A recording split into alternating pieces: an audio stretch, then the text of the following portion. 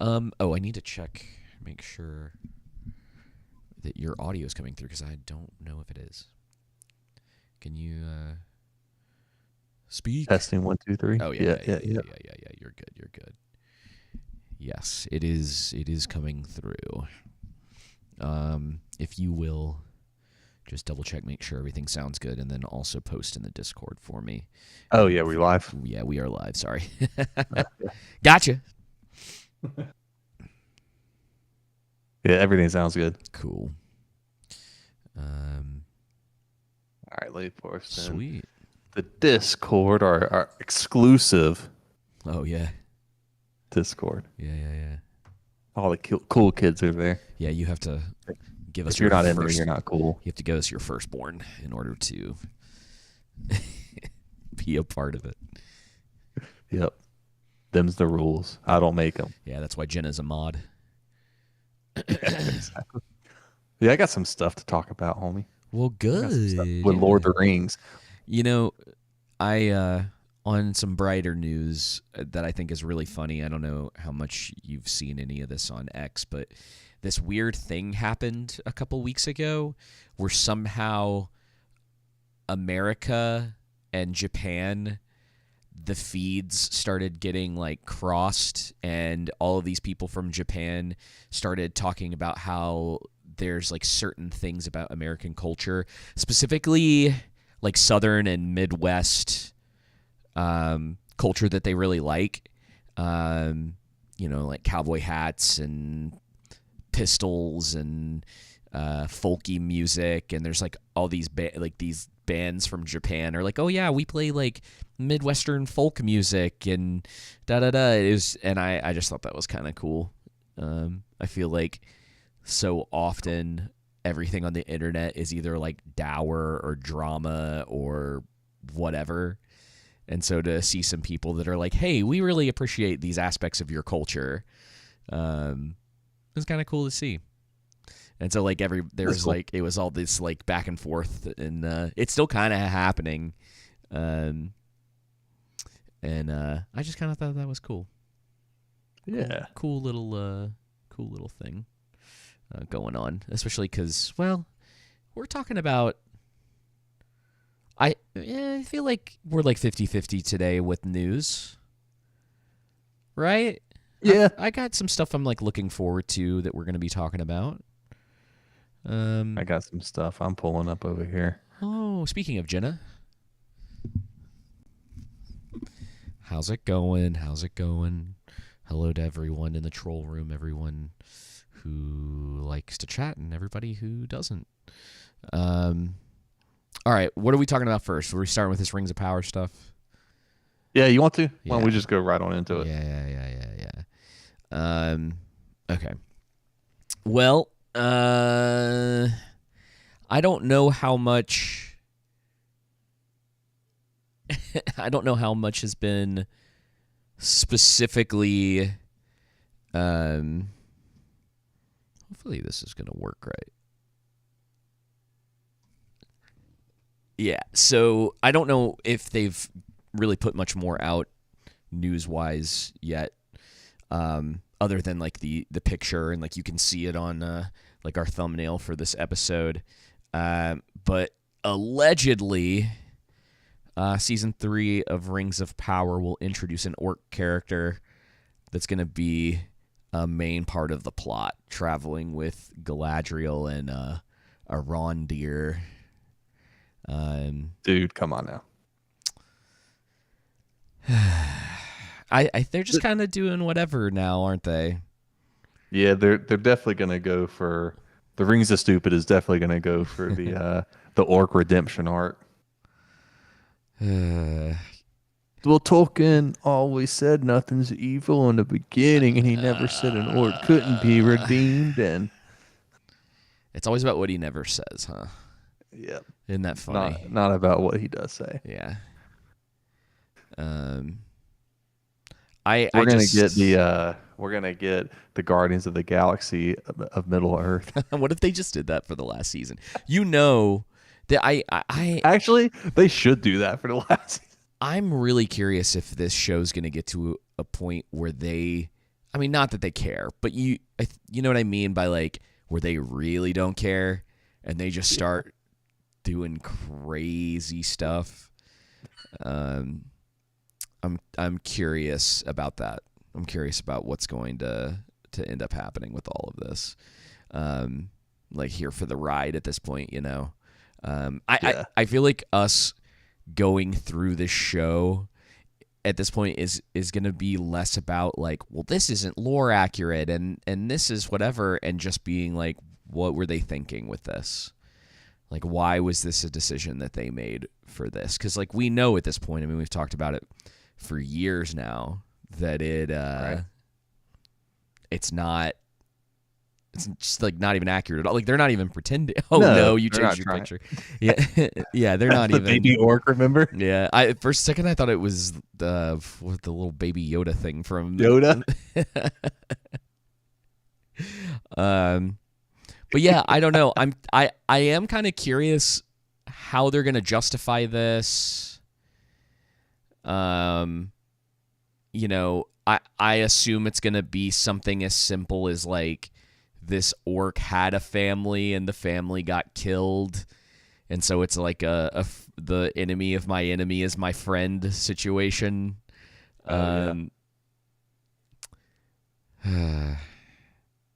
Unfortunately, you know, it's going to be that way. Sauron, or excuse me, Halbrand, you killed my family. Yeah. He killed my baby orc. Yeah, it's got to be something like that, right? And so then it's like, I'm going to go on a journey with Galadriel and Arondir to hunt down Sauron. And of course, the orc will end up getting killed at the end. But I have it somewhere in here. Some fan account. You know, they've been doing. Ooh. Huh? Ooh, I bet, in all seriousness, I bet the route they take with the orc is that they're going to take the concept of orcs being corrupted elves, and maybe there's going to be some type of connection to this specific one. I could be wrong. And then that's where the whole redemption arc is going to come. And he's going to die, and at the end of the season, light will shine around him, and he will return to his elfish ways and be given access into Valinor. Right? Yeah, exactly. We joke now, but if that happens, I'm going to be laughing so hard. Dude. That's just exactly what they were doing. I was saying I found this. I want to like highlight these every once in a while because I think they're really funny. But it's these like these Rings of Power like stan accounts, and this one was saying, and an incredibly sick and funny twist of fate, the perfect Aragorn casting is actually Sauron himself, and it's a picture of the guy that plays Halbrand in Rings of Power. It's like, guys, stop. Please stop. This thing has 9.2 thousand likes. Or 9.2K. I mean, it's bots, right? It's got to be. It's crazy, man. Who did you see who is playing Aragorn, by the way? Yes. Allegedly. I don't know. It didn't seem confirmed enough to me to really like. Apparently, Elijah Wood confirmed that Leo Woodall will be playing Aragorn, and that Kate Winslet has been cast in The Hunt for Gollum. Who? I'm just like, if the whole cast isn't coming back, what's the point? What's the point, man? What are we doing? Got to get everybody. Otherwise, it's just gonna be odd. Like, I'm looking. Hello, man. I'm looking him up. I don't. The name, they said it, and I went, why are we doing these movies? And Peter Jackson very much seemed like a hostage when he was talking with what's his name, Stephen Colbert, the week before last. He's like, "Oh yeah, we're doing this movie, great, yeah." Huh? Oh, he was in. Oh, he played. Oh, wait. What? Who? He was in Vampire Academy, whatever that is. Oh, that was like a. Wait, this was a TV show of I think. White Lotus, Citadel. This dude has done like nothing of.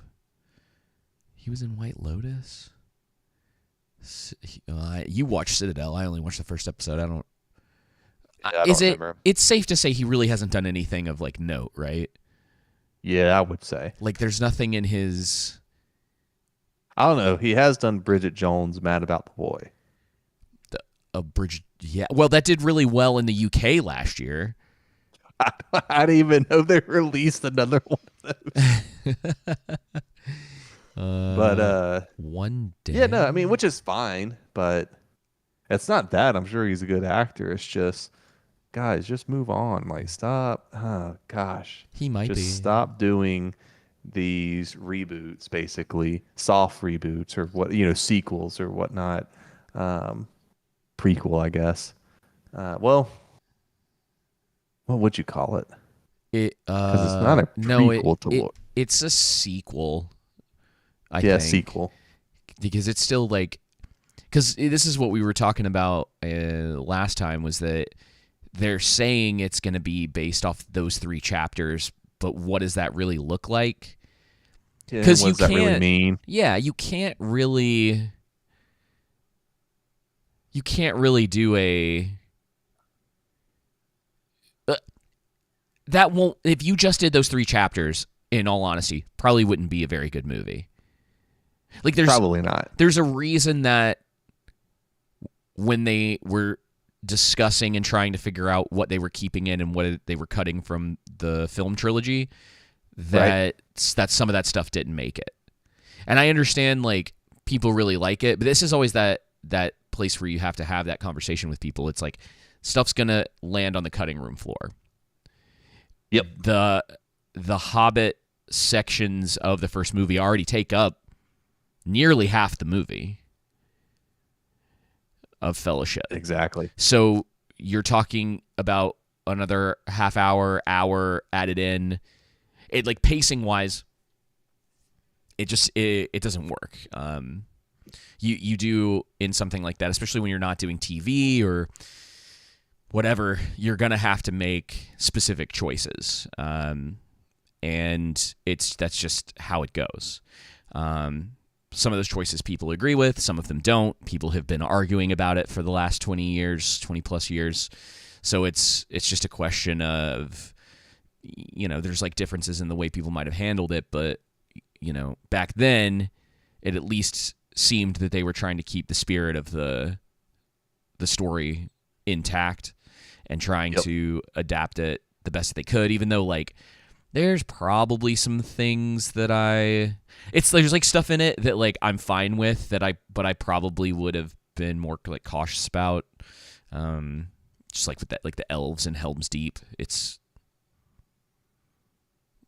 and then some of the ghosty stuff in Return of the King.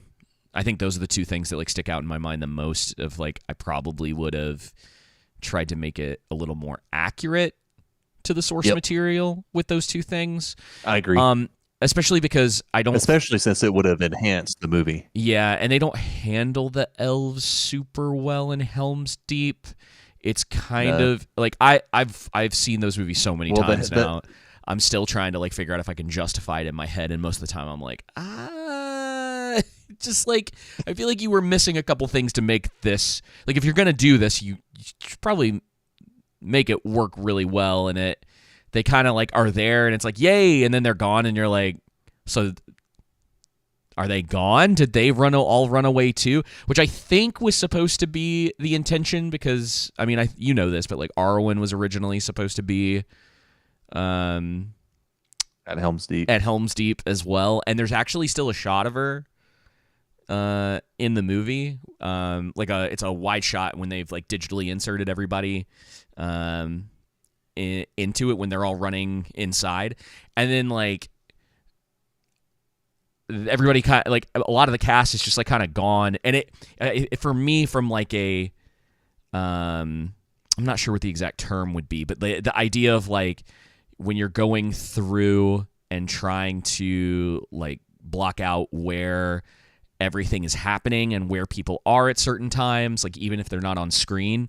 And you kind of get to that part where everybody's run inside and there's only about 10 people there.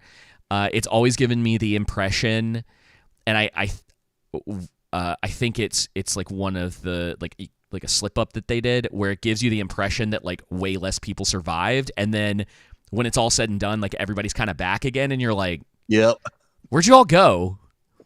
Like you all weren't in that room. And then like I think I've always justified it in my head that they're, because they talk about like the tunnels, that there's like something in the back of that room that leads down into the tunnels so that people can like get away.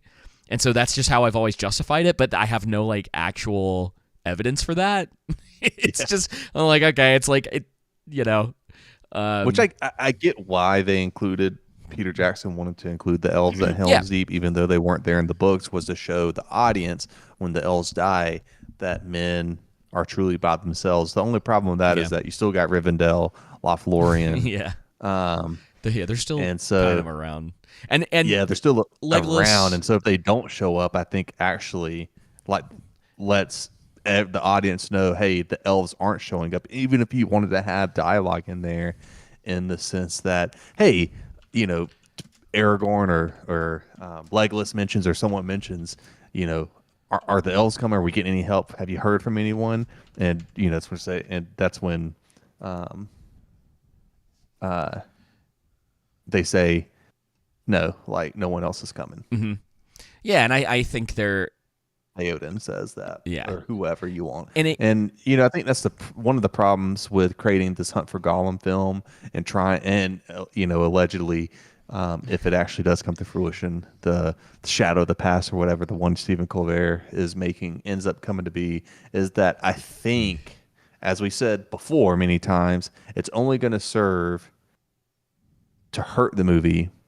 The risk reward isn't that the reward isn't that high, and so now people are going to be like, oh, if they release this in this movie, it has a tendency to run the risk of not looking back on the trilogy fondly. Yeah, well, it's the more that of the crap that you kind of pile up on top, because I think we've talked about this with Star Wars too. It's like when you've moved so far away from the original thing that was so good, and it doesn't happen to everybody, obviously, but it really does have a tendency to put a damper. Hey, you're cutting out some, by the way. Okay, is it just you, or is that on your end? I'm not sure. Jenna, Troll Room would have to tell us. Troll Room, let me know if I'm cutting out or not. But you have a tendency to put a damper on what came before.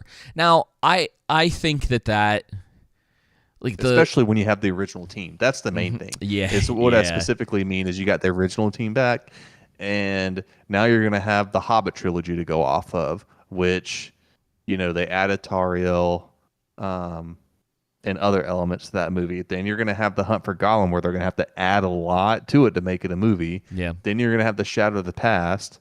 And it's like, guys, like, just create, like, even if you still want to utilize the cast to do flashbacks, like to tell the story, kind of how The Hobbit happened, right? You get there, you see Ian playing, or what's his name? Not Ian. I think it is Ian Holm playing Bilbo, and you got Elijah playing Frodo, and you could have whatever, and then flashbacks, and it goes to the real movie, right? Totally fine. But like, let's just get out of everything from the Fellowship forward. It's the same. Or excuse me, the Hobbit forward. Yeah. To be perfectly honest, they could completely redo the Hobbit if they wanted to do a movie and actually make it good this time. Yeah. Absolutely. You and I have gone back and forth on that for like a long time, and I tried last year because I'd seen Lord of the Rings, like the trilogy, so much. Like, just watched it a bunch last year for whatever reason. And I was like, all right. I was like, I'll give The Hobbit another chance. I think I got like halfway through the first one, and I was like, I'm bored. It's brutal to get through, dude. It is. There's you got to get those fan edits. I haven't seen any of them. I should try that. That might be the next thing I attempt to do, because like I can't sit through those movies. I don't like it. It's just like not good. You know, Nope. I mean, the movies don't look terrible, and there's things in them that I like. But even I've But said just this, getting to those scenes that you do like dude. is such a drag to get through. Even the monologue at the beginning is probably 5 minutes too long, and like because I'm kind of like, okay, I'm Yeah. feeling this. Yeah, yeah, I see what you're doing, and then it's like, okay, this is dragging some. Like, can we? And it's because the whole thing, and I guess because they ended up trying to make it a trilogy, they're just trying to lengthen out something that didn't need to be that way. Yep. You know? And they learned the wrong lessons from The Hobbit, thinking like, well, we don't want to go into another trilogy, which isn't necessarily bad. The problem with The Hobbit is that you made it into a trilogy when it shouldn't have been. Yeah. And now you're going and making something into a movie that shouldn't be. Yeah, you're making a sequel of something that doesn't need to be, and then whatever. Making another sequel of something that doesn't need to be. Yeah. And so it's like, just tell, like, there's plenty of stories you can tell. The kin slaying, the War of the Ring in the North, if you wanted to. You could tell the War of the Orcs and Sauron, the Rise of Angmar, which that could be a trilogy in itself. I guess You could tell the story of the Barrow Downs, but do it from the Witch King establishing it and what led to that, and the kingdoms that were falling in disarray, and that would involve the Arnor going to civil war against each other, which is the kinslaying, and various other stories you can tell. The War of Orcs and Sauron and the Elves. I mean, and you got to get you could do you could legitimately do a young Aragorn movie. There's plenty of material there for that. Yeah. Well, I think we're just at a place right now where and they don't even have to reveal him as Aragorn and even name anything in the story about that. But anyway, yeah, probably. I mean, I'm just saying, like, because someone would tell them saying, like, why don't you like you're making this movie and you don't ever reference him as that? Like, people are gonna be confused. Like, they would have to, but it's beyond that, dude. It's just like, it's not even worth, like, let them make this bad stuff, in all honesty, because like I wouldn't want them to at this point. I wouldn't want them to touch anything that might actually be interesting. I mean, they already attempted that with like War of the Rohirrim, and it turned out just to be a copyright grab, so that they could hold on to it. Like, they didn't even really try. That's unfortunate, man. Yeah, so at this point, it's like, no, just make your dumb Gollum movie for whatever reason. They didn't learn their lesson from the video game. They saw how successful that was, and they're like, how can we match? Gollum's such a complex, morally great character. We should do a whole movie on him because he's so iconic. Somebody can be an iconic character. Here's the deal. You can have a character that's iconic, but it's not worthy of a movie where the focus is on them. Yeah, and all of his best Even stuff, more so when we have their completed arc. Yeah, I was going to say, the best stuff about him has already been told. Yeah. It's already been done. Like, you're not going to do, like, dude, I don't know if I want to sit through, like what are they going to, I don't know. I mean, we'll get, is that supposed to be? I can't wait to see Aragorn capturing Gollum in the Dead Marshes and having to drag him back take him to the Woodland Realm and are we gonna get Legolas? Yeah, probably. You think Orlando Bloom's gonna come back? Oh boy, I bet. He's even older now. He's gonna be in Thranduil's kingdom. They're gonna have to do what they did to Luke Skywalker to him. We're gonna find out. Oh gosh, we're gonna find out how Gollum was able to escape the Woodland Realm. Great, okay, and then we get to the Council of the Fellowship. Okay, well, wonderful. That's where it ends too, isn't it? Yeah, that's where the movie ends. And you have my axe, and then it cuts to the credits. Yeah, that's where that's where it ends. You can't play tricks on me, Andy Serkis. I know your game. Like, just get away from it, man. Like, this is what I'm talking about. Yeah.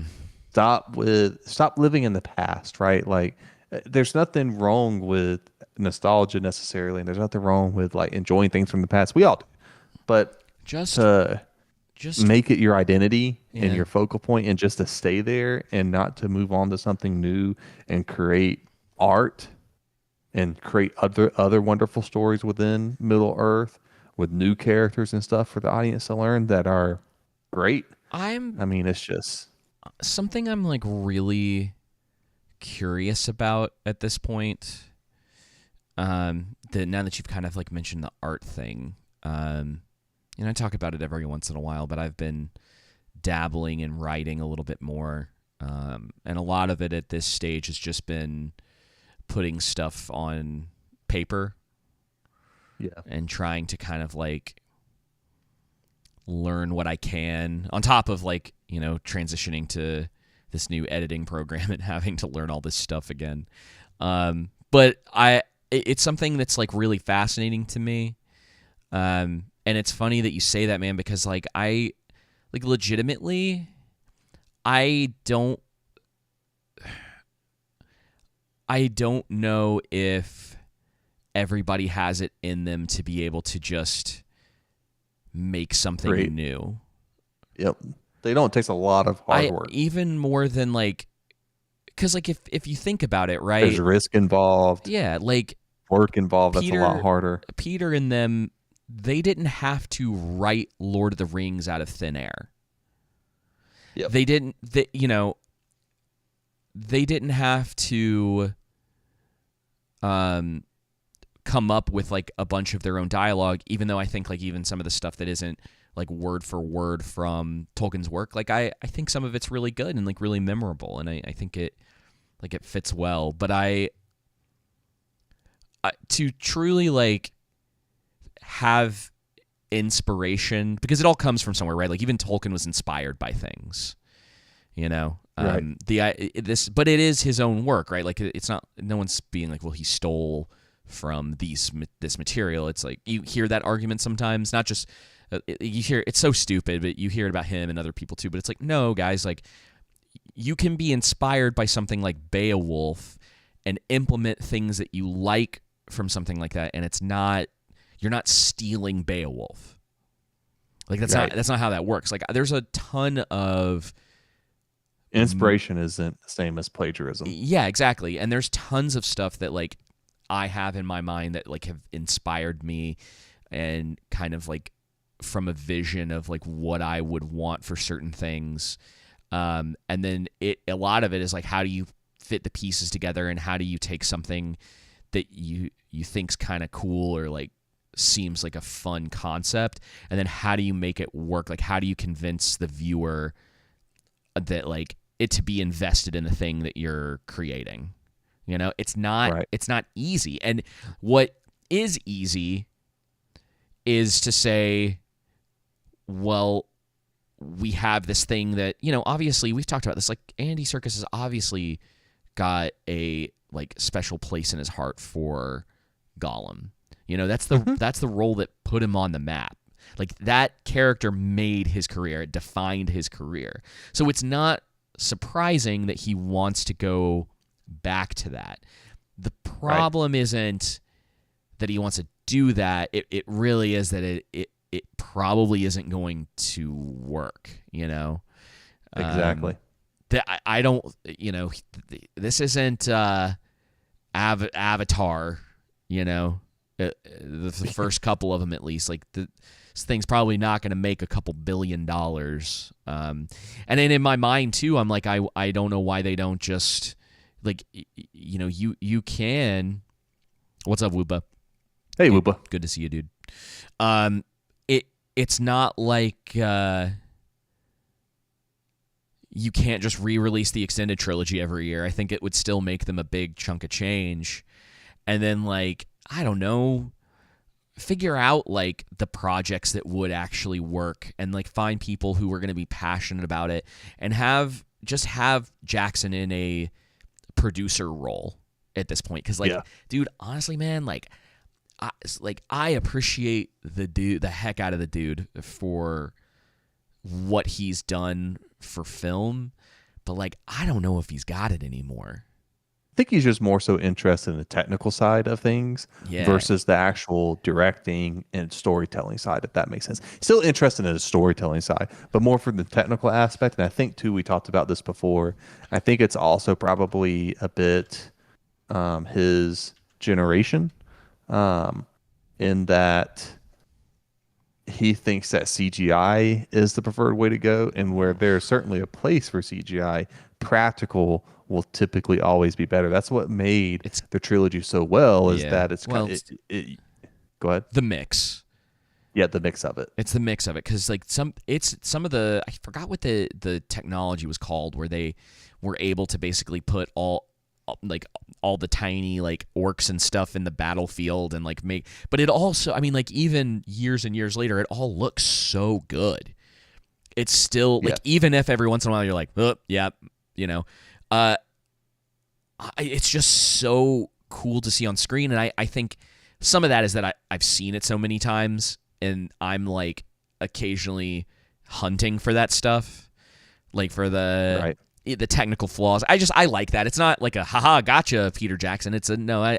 It's out of love for those movies and just like finding those little things here and there. They're like, oh, interesting. Like I wonder why the choice was to leave that in. Like that, one of the only ones anyone ever brings up is that scene when like Frodo's waking up after he gets stabbed with the Morgul blade, and Oh yeah. and it's like that weird white thing, and then the almost like the weird images of like Elrond and I think maybe Gandalf and I think Bilbo, something like that. But it just, that shot hasn't like aged well. But considering that's a 20-second shot in a 12-hour movie, like it's not a big deal. Like it is a visual of its time for sure. Like you probably wouldn't catch anybody doing anything like that these days. And to be honest, it was unnecessary. They could have just had the white light and the voices of the characters. You didn't need to have like that dreamlike effect. It's kind of silly. Whoopa made a good point too. What was he That saying? when the original trilogy came out, you had to have experts in special effects, or your movie looked like a straight to sci-fi channel. That's a really good point. That is a good point. Now it's like the time and energy isn't being put into that anymore. It's really expensive. And I would be curious to know whether going back to a blend of the practical and CG is actually a more budget friendly. But then the thing that I also wonder is like, how on earth did Godzilla -1 get made for like $15 million? Yeah. Maybe those handicap budgets serve movies and television shows Oh yeah, better 100%. than just be like, here's $1 billion, so to say. If you really want to push yourself creatively, handicap yourself. Yep. 100%. I think it's one of the best ways because like the things that you don't know, it really makes you think like, Are you how, talking about like somebody getting physically handicapped, like beat up? Yeah, and, yeah. like, Take a paralyzed. take a baseball bat to their knees. No, but I mean, like if you have a budget and you have to stay within that budget and you have to figure out how to make the story you're telling work within that budget, you're gonna try to figure out everything you can. It's gonna be a couple different things. You might try to call in favors from people to try to get just that extra little bit out of something, right? Or you might have to go like, okay, how do we make this scene work? How does this need to be shot? Like we can't just rely on like say take something. I'm trying to think. I'd have to go back and watch The Raid again. I think The Raid uses a lot of like practical effects in that movie for like the violence or the blood or anything in it. Whereas like you can't just be like, well, just throw CG blood on the screen. You know what I mean? And you can tell too, dude. Like that was one of the things that they've done that for years now, where it's like people got lazy with stuff, and instead of actually using the real practical like squibs and other things like that, they would just do it in post, where they would throw in like blood splatter on someone's shirt, and you can always tell it looks terrible. So even from like a small example, being able to figure out like, okay, can we make this work? What's going to look the best? When do you use practical versus not? And then one of the things that I do hope happens over time is that some of these like indie movies really do go back to some of that stuff, because I think it works a lot better. And I hope that ultimately like influences some of this like bigger budget stuff to stop just relying so heavily on CG. Because at some point you got to ask yourself, like, why aren't you just making an animated film? Yeah, exactly. Why aren't you just Disney. doing? Yeah, because it's practically what it I'm is. so glad we're getting a live action Moana. I mean, it's only been 30 years since the last one came out, right? Wait. Say It was only like oh less than yeah 10 years ago. Moana. Or so. Oh dude, Yeah, yeah, maybe I guess 10 years now. his costumes. When did Moana release it? That But 2016. That's my bet. yeah, well, yep, November 2016. Nailed it. Yeah. But yeah, it's kind of like, yeah. No, I agree with you. What about what do you think about the news with Amazon's Rings of Power being confirmed to complete all 5 seasons, I'll pull that totaling 50 episodes, and that planned spin-offs were unlikely to happen due to the franchise high costs, and that it had been revealed that canceling would prove more costly for Amazon as they would have to pay the Tolkien estate. I cannot talk. The Tolkien estate a kill fee of $20 million per season. I have thoughts, but I wanted to hear what you had to say. I mean, at least we'll have something to talk about for the next couple of years. I mean, that's at least 3 more seasons. I personally think they're going to rush production so they can fulfill, the contractual obligations. As cheap as possible. As cheap as possible, dude. As cheap and as possible. Just be done with this garbage fire of a show. If it was me, I would remove as much CG as possible. I would have like Morford Clark and the guy playing Arondir and like a couple other cast members, and then you just do like small for the after season 3, the next 2 seasons, you just do small scale like adventure-y type things with that, push it out and move on. Because it's obviously failed. They're not going to do spinoffs. No one's looking for like an Arondir spinoff or like Elrond and Durin going on like a gay lover's adventure or whatever. They don't give me the meat and give it to me raw. Nobody is actually looking for anything. Dude, like that dialogue's so cringe in that show. But oh, dude, did you know? I don't know what Morford Clark is in. There's I see a trailer for it every once in a while, and I keep meaning to find out what it is. No joke, she literally says, "You have not seen what I have seen" in that. And I'm like, no, you're joking. I'm not joking. I don't know what it is. It's some... Okay. Is it coming up or is it already out? It's not Hamlet. No, it is. That's what it is. She says that. It's in the trailer because I've been like half paying attention, and I keep every once in a while it'll pop up on like an ad on YouTube or something, and I go, I'm like, oh crap, I need to like grab that, and then I just keep forgetting to do it. But yeah, I'm pretty sure. Is it Hamlet? Yeah, I think that's what it is. But keep going. I heard earlier that it was reported earlier this year that Amazon wants to have season 4 out, even though like next year, even though they haven't released a trailer yet for season 3.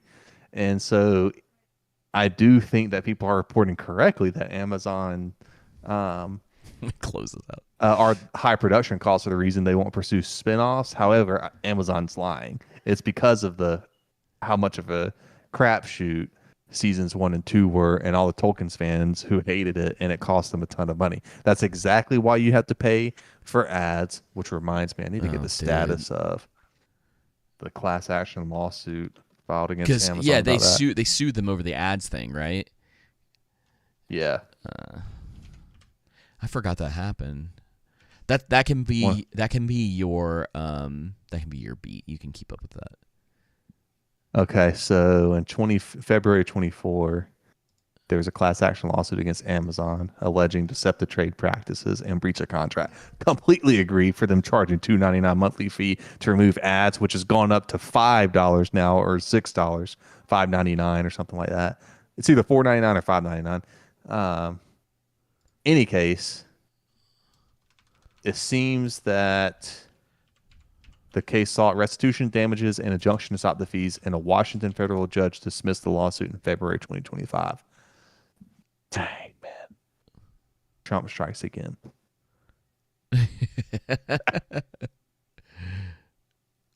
Oh, wait. Oh man. Okay. There's another class action lawsuit apparently filed in January 25 that alleged Amazon illegally tracked and sold location data of California residents. Whoops. I don't care about that. I'm not a California resident. No, that's all I want is my money back from Amazon. 'Cause that's some bull crap. Oh, here we go. Oh, it is that one from last year. Okay. Sorry, I'm trying to figure this thing out because I want to find this clip now. Not accepted. Well, let me see if I can find this, and then we can talk about at least two. Oh, let me ask things. you a question about Brave real fast. Yeah. Have you been having any issues skipping Nope. ads on? Okay. Nope. Every once in a while something will get through, but overall no. Yeah. Okay. I think I was having issues last week, but I think now it's better. But yeah, sometimes those ad reads in the middle of whatever video I'm watching will get through, that the actual content creator does. But Brave does a good job of not allowing them to seep through.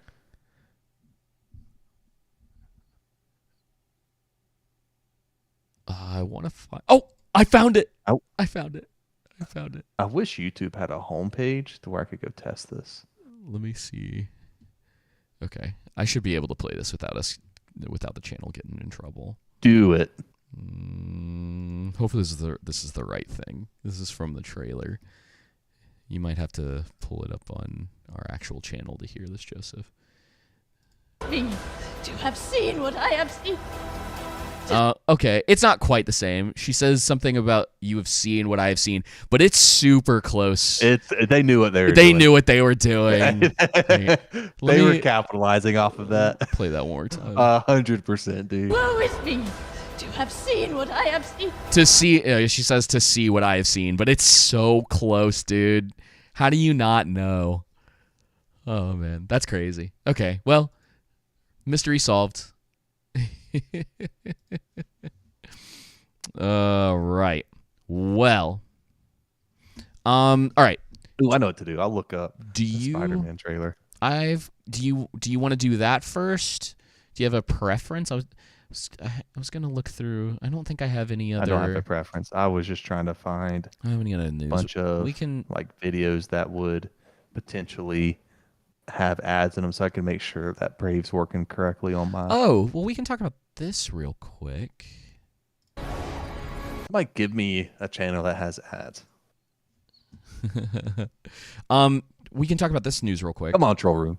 Okay, what news? Okay.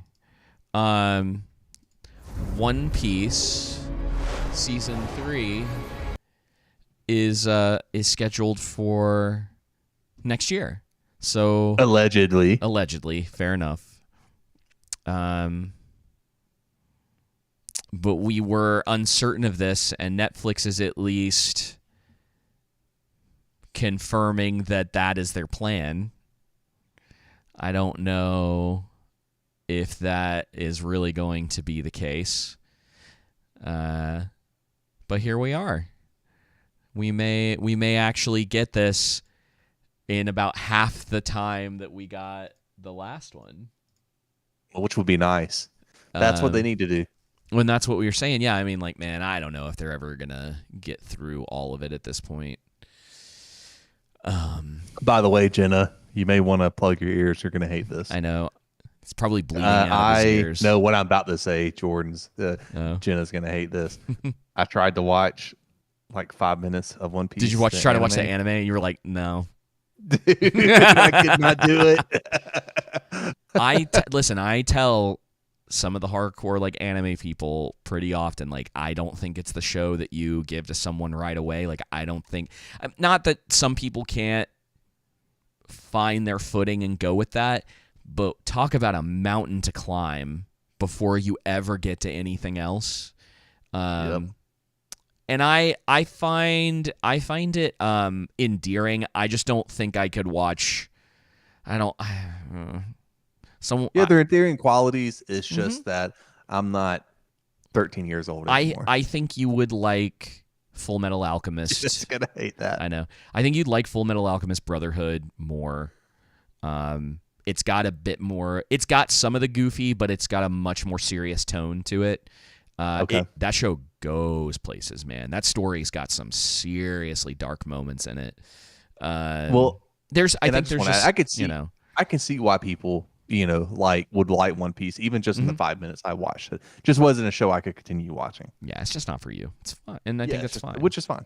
Yeah. Yeah. I mean, I know a lot of kids that would like that show. And it's one of the it's one of the things I do appreciate about anime is that like there really is like stuff for everybody in it. Like there's stories that you can find. I know some people just don't care for animation, which I'm like, I guess I get.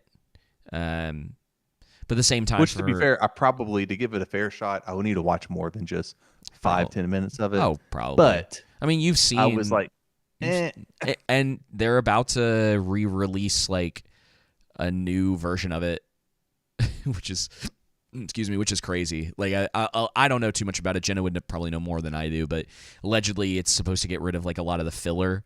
Like it's one of the unfortunate things about watching anime is that, and I think the way that the filler works is that they have to kind of keep the show going, but the main story gets put on hold until they can actually get around to finishing it. And so there's like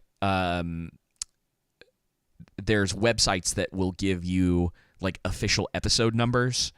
So you might watch like 1 through 20 and then skip 21 through 25 and then start back at 26 because that's getting right back into the story. And it's not like these sort of, because sometimes what they do is just like random slice of life type stuff where it's like Luffy and the gang go learn to cook. Sanji teaches them to cook for a whole episode or whatever the case may be. Or they'll just make up like a completely different like subplot that's not really that's not relevant. Yeah. And, sometimes, every once in a while, man, like the filler's actually not too bad. It just sort of depends on the writing and then like how much of something it fills in. Yeah. And for some of these longer shows, it's worth skipping some of it just to get to the main story. I got a question for you. Mm-hmm. I meant to ask you. It's okay. Been meaning to ask you. What do you think about Scrubs? Have you watched any more? I've seen every episode. I brief snapshot. What do you think? I think it's fine. Okay. I think it's very, for the most part, like unoffensive. It feels very much like an average, watered down version. Yeah, even some of it, like I'd have to go like a very safe version of the original. It's quite safe. I've actually been surprised by some of the jokes they've been willing to tell. I thought it was going to be significantly more watered down than it is. Yeah. Like I thought because the original show, I mean, like it's not edgy, but like by today's standards, it's pretty edgy. By today's standards, they would get canceled in a heartbeat. I don't know. I'm thinking about writing a letter to Comedy Central right now to cancel it. It's Disney, actually. It's Hulu. Even worse. Yeah.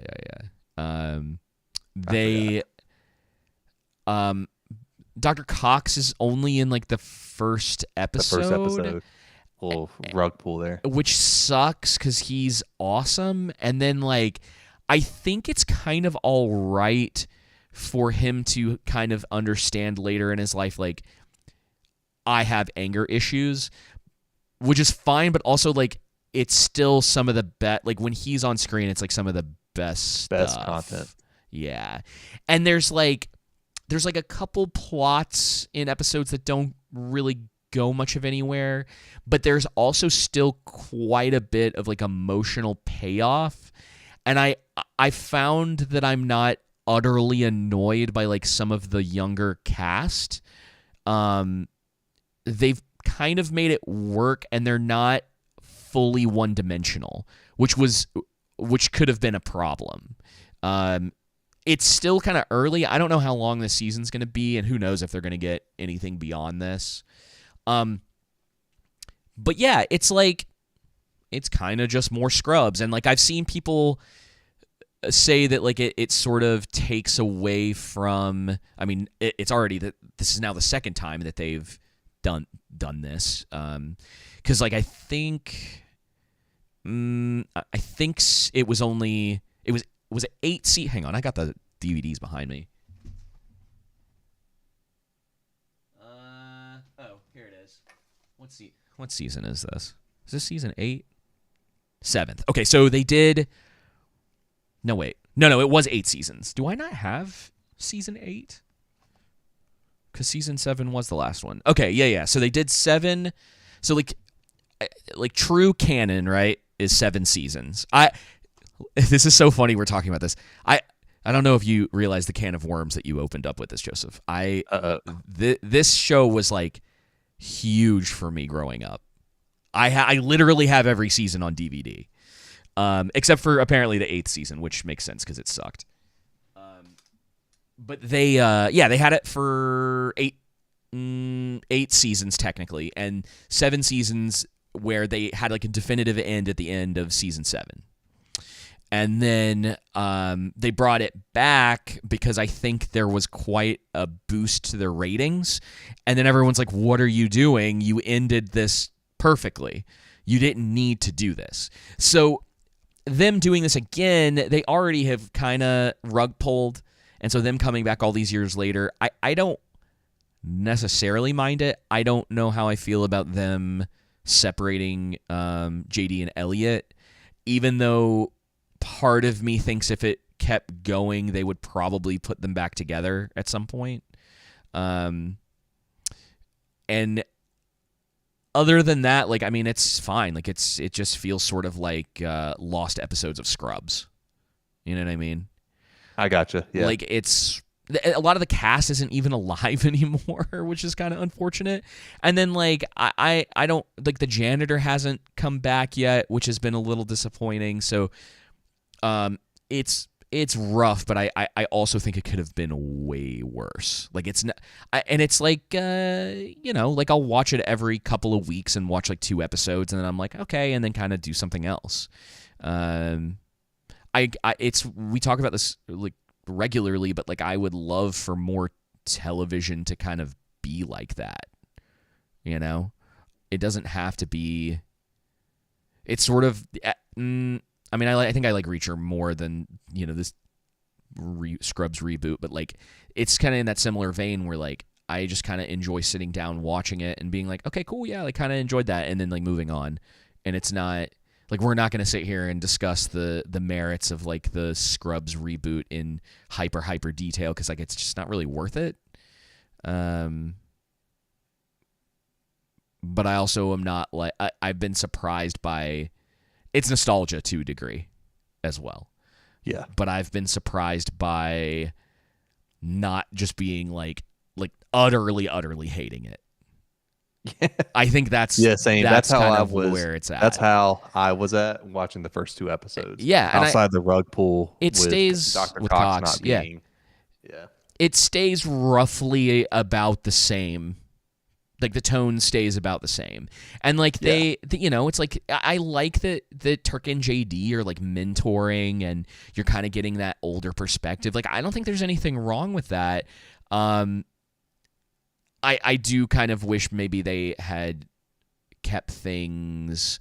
I think the dynamic with JD and Elliot would have been more interesting had they still been together, and he's like her boss now.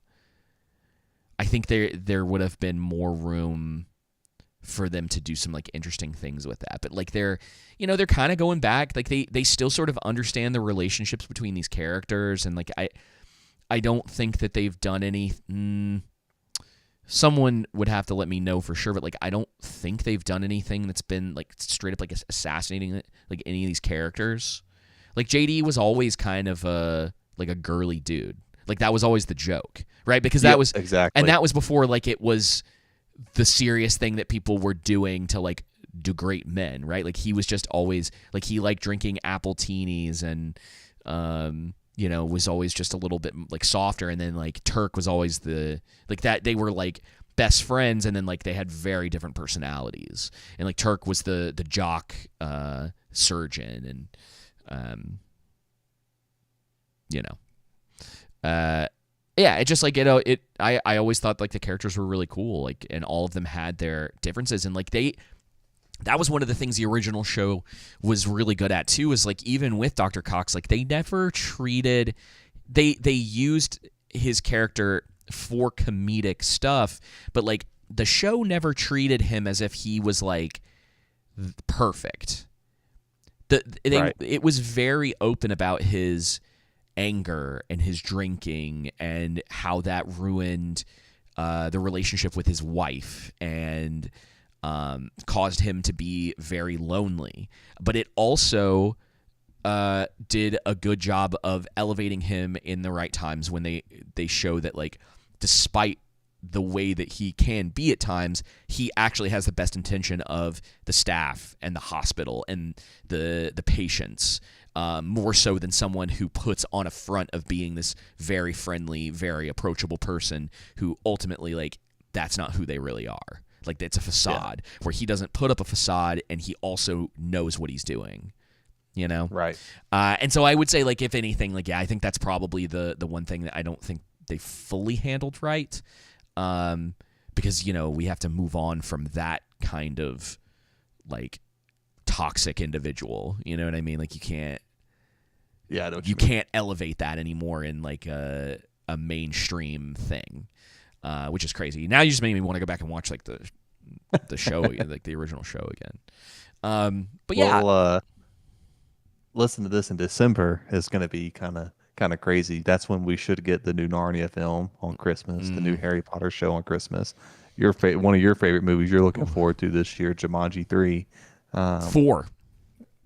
Oh, 4. It's Good technically 4 because they're Good grief. right because they're counting the Robin Williams one as the first one. Okay. And then 4. so this is technically 4. Robert Eggers' Werewolf. I'm looking forward to December that. 23rd, Angry Birds 3. Oh, my favorite. December 18th, we get Dune Part 3 and Avengers Doomsday. Then also we may, but these are shows we could potentially get around the same time. Okay. Rings of Power Season 3. Okay. Maybe. Dune Prophecy Season 2. And then I know you've been never saw dying the for first a long season. time, The Witcher Season 5. They're turning around Witcher that quickly. Didn't we just get season 4? I think so. I think they're trying to crap it out so they can be done. Just be finished with it. Yeah. Well, I am looking forward to Dune. I think that the trailer was pretty cool, and I think if they can make it even just like 15% better than Dune 2, it might be in the running for like a potential like top 3 of the year for me. Because I mean, like, 2's got a lot of problems. Like, it's got some stuff in it that I really didn't care for from specifically like a story and like character perspective. But it's a pretty dang cool, fun movie, you know. And I've seen people talk about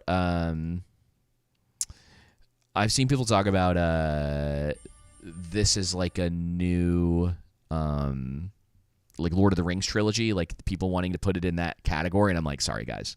I'm like, don't get me wrong, like the movies look beautiful. I think they like from a visual perspective, and like you could almost like call it the visual fidelity. It's like everything works in the way that like the vision of what they wanted it to be. I just don't think the story's the problem. It's a little bit of the weakness, and I think some of the performances are a little bit understated, not so great. Like I think Timothée Chalamet's great in it. I just don't really care for Zendaya. Her acting in general I don't care for, and like it's kind of the same in this as it is in everything else. It's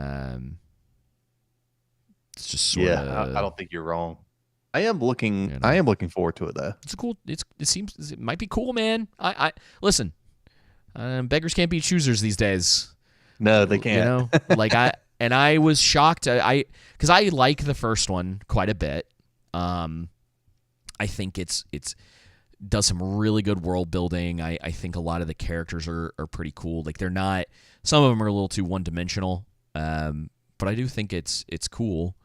And I wanted them to expand more on that in the sequel. And I haven't ever read the book or books, but I feel like they probably could have done a little more with that. And it just wasn't, it didn't quite hit in that perspective. And there's a couple of payoffs that I think they undercut or straight up don't deliver on in the sequel. There's one in particular with, his name slipped in my mind. He voices Thanos in, Josh Brolin. Josh Brolin.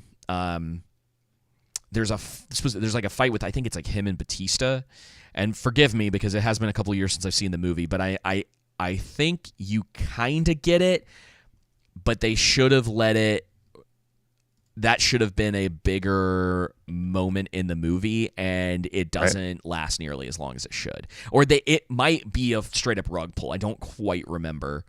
But I wish they had done a little bit more with that. But I mean, man, it's the right kind of spectacle.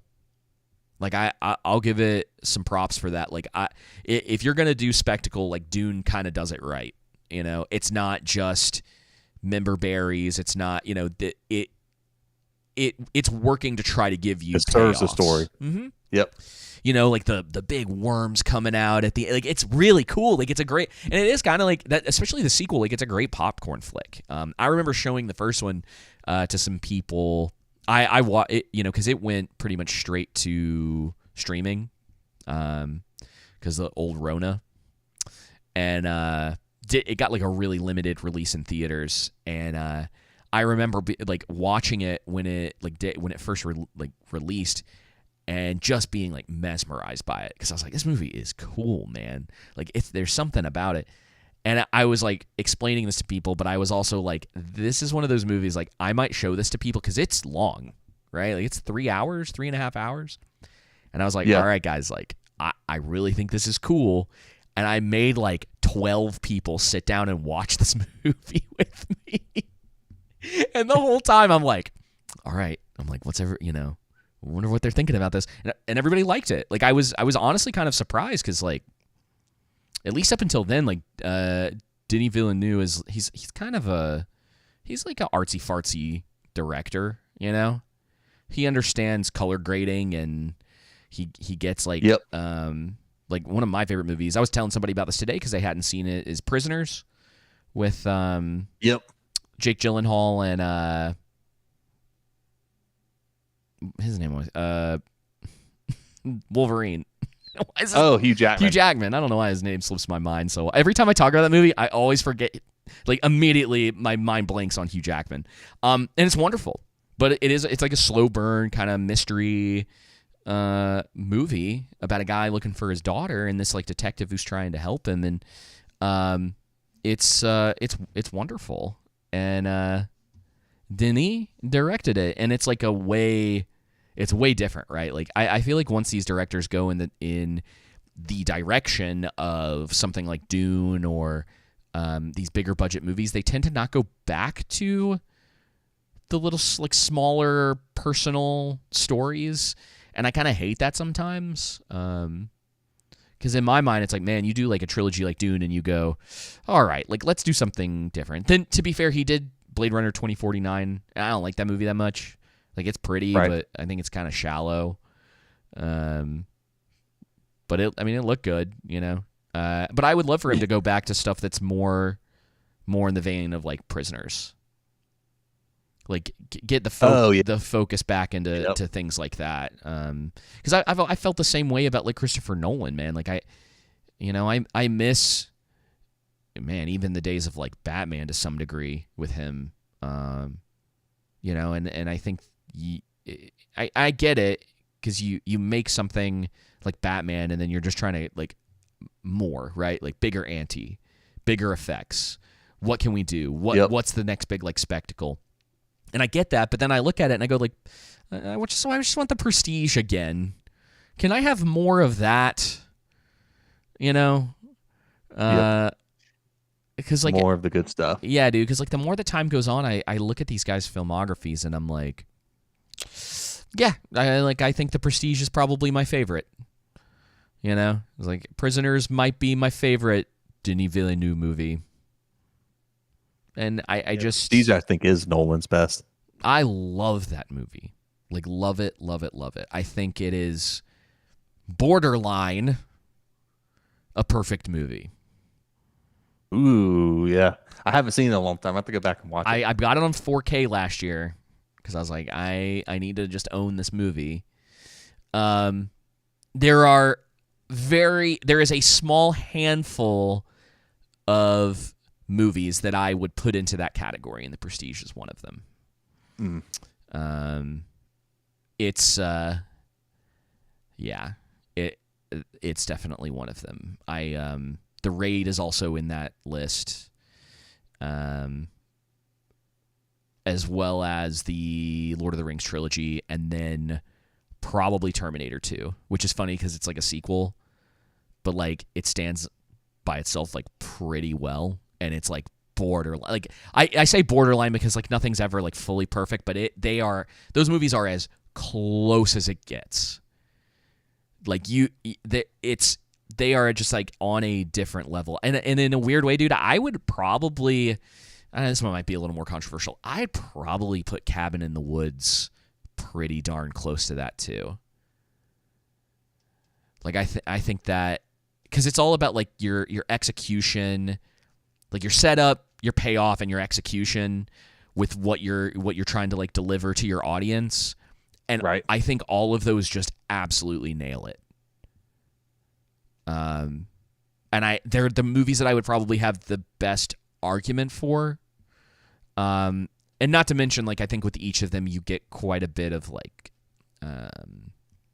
they feel very, I know like all of those are, you know, they're kind of old by today. I mean, like the newest one on that list would, I don't know. It's tough, right? Right. I'd have to kind of like go back because I guess like the newest one, I think The Raid was 2015. But I mean, even as that being like relatively new, it's like inspired a lot, right? Like Daredevil. Oh yeah. All the Daredevil's inspired by that. This new movie coming out, The Furious, is like talking about how it's going to be the next Raid.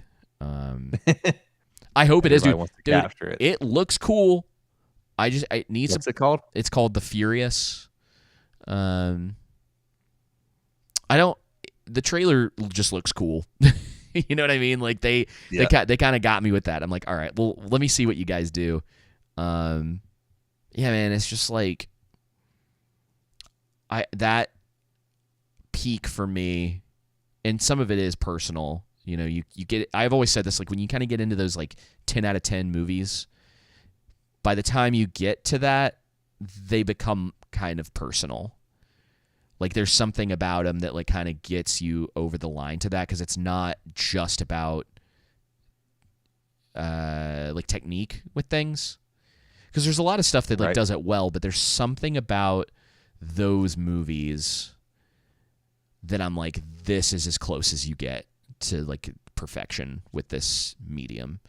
And like like Prestige in particular, like characters, payoffs, the way that they handle the literal sleight of hand, not just like and the way that the theme of the magicians and the sleight of hand and the way that like they don't want to show you their trick and that they dedicate their lives to these things, like all of the way that like the story and the themes and the characters, all of it like melding together so well. You just like, you don't see that anymore. Like I legitimately could not tell you the last time I saw something that like impacted me the way that The Prestige did. It's crazy. Yeah. I'm gassing this movie up so much, but I love it. I think it's excellent. And I just kind of feel that way about those other ones too. I hear you on that, man. Yeah, legitimately, I think The Raid might be my favorite, if not one of my favorite action movies of all time. Like, just gas in it, man. I know, dude. It just hits all the right.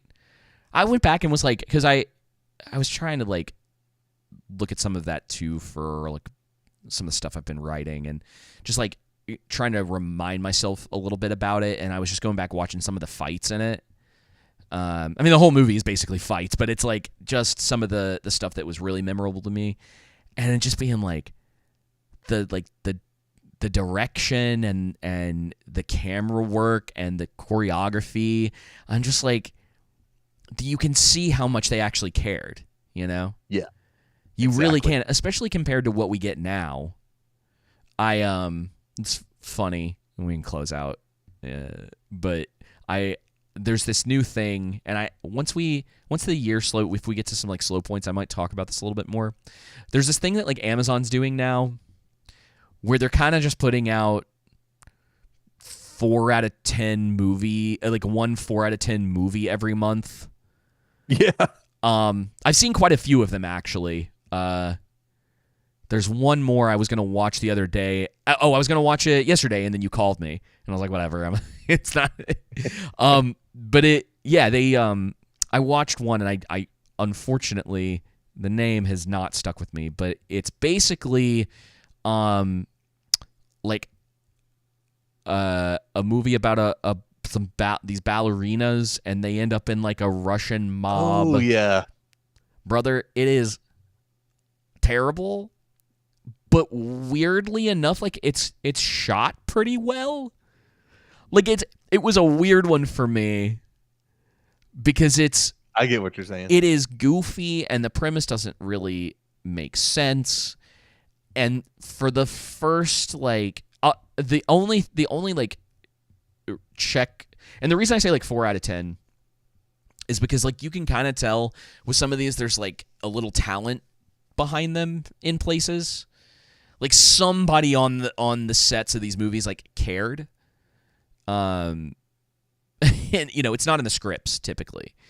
But it's like, oh, maybe the action's all right, or like with this one with the ballerinas, like a lot of the cinematography was actually all right for like what it was.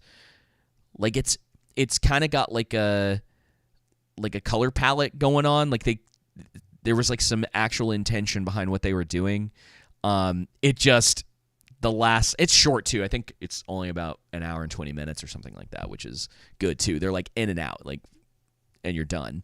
And they obviously were trying to go for like, it's weird because it starts out kind of serious, and then they kind of go for this like lighthearted tone. So there's like kind of a hard tonal shift about halfway through the movie, and these like, you know, 100-pound ballerinas are like murdering all these like Russian. Actually, they're not in Russia. They're in another. They're basically Russian mobsters. They're just not in Russia.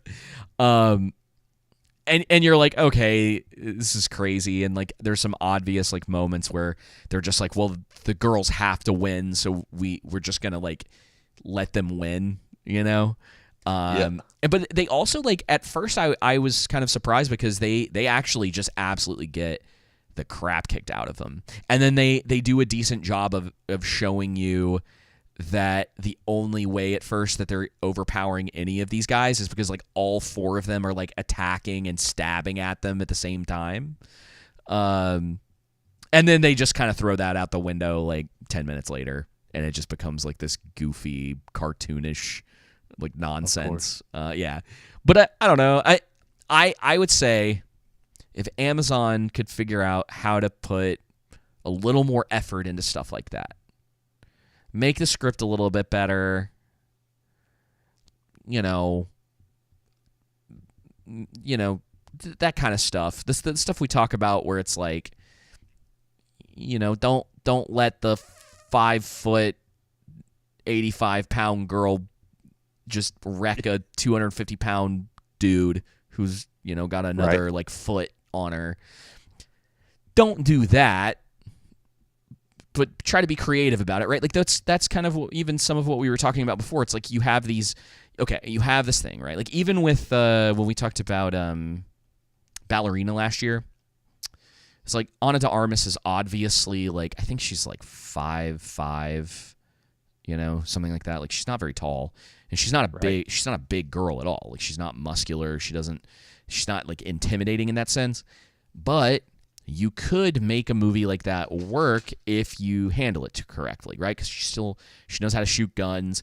There's some like statistics out there that women technically are more accurate with firearms than men, so like you could play into that. I've talked about that for like a long time because like those are the things you try to figure out. Like, if you're really trying to take your movie seriously, your script seriously, whatever you're trying to do, you're gonna try to be like, okay, well, this is what I want to do. How do I make this work? How do I make it believable? Not just tell the audience like this is how it is, but make it like, oh yeah, okay, and then have it in there where it's like she's getting trained and someone's telling her that like, overall women have a tendency to be more accurate like with firearms than men do. Like use that to your advantage, and they kind of go into that in Ballerina a little bit about how she has to cheat basically because she can't win like outright.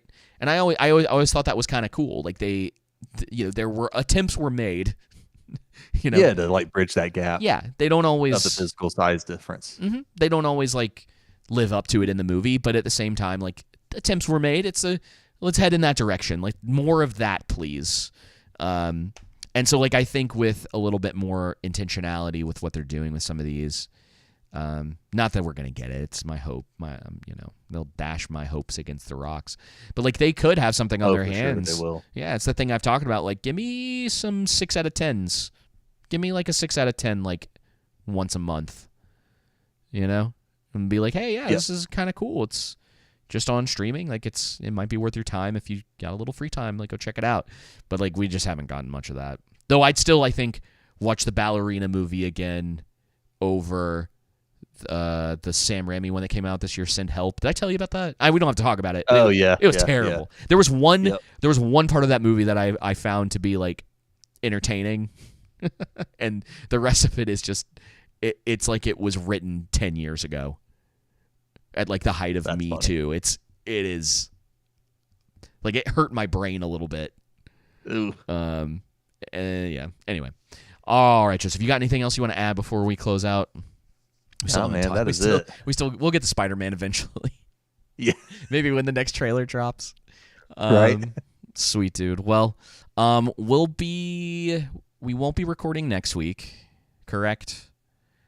Correct. We will not be. No official show next week, but I'll probably be doing some game streams. I don't know how much more of Crimson Desert I'm going to actually be streaming. Eventually we'll talk about that too. We'll talk more about that, and then we'll have to talk about I don't know if I'll play the whole Jesus game. There's a demo. Joseph sent me this link to a Jesus game on Steam, and I'm kind of curious. We should talk about it next time. Yeah, maybe if you don't play it, the demo's free. Yeah, well, and actually, that's true. That's like a good idea. Next time we could talk about it and sort of like if that's the direction they should go with like biblical video games, because I think throughout history, in the same way that music and other forms of media have tended to be quite cringe and like the talent behind them hasn't lived up to the material. Like it's always kind of been unfair, right? Like it's like there's like some, I remember years ago, I think it was like on the original Nintendo, there was like a Noah's Ark game, and then like the whole thing was just you picking up animals and putting them in the ark. Like you're like whatever, right? Right. And then there's stuff like I'll if I remember, you might have to remind me. There's this other game that was kind of making the rounds not too long ago that was like based on, you could almost say like it's based on like biblical mythology. So there's like giants and a lot of imagery that rings true to sort of like biblical texts, and Right. some of the more like fantastical like elements of it, like the stuff that isn't at the forefront of it, but is the stuff that the imagery from like Revelation, or just like the idea of giants and like you have a slingshot, and so there's some game that's coming out, kind of looks cool, and so like there's like maybe room there to like have something like that, and it not have to be just like a straight up like we're just gonna simulate Matthew, Yeah. and then also add in weird trippy looking puzzles. Because did you watch the trailer for it? We'll talk about it. We'll talk about it next time. Yeah, let's talk about it. Yeah, very With the next episode, that would be interesting. I'll at least play the demo. I might stream it, because then it would be funny to have that like playing in the background while we're talking about it. I'll at least play the demo. I probably won't buy the game because I don't think I would make it through the whole thing. It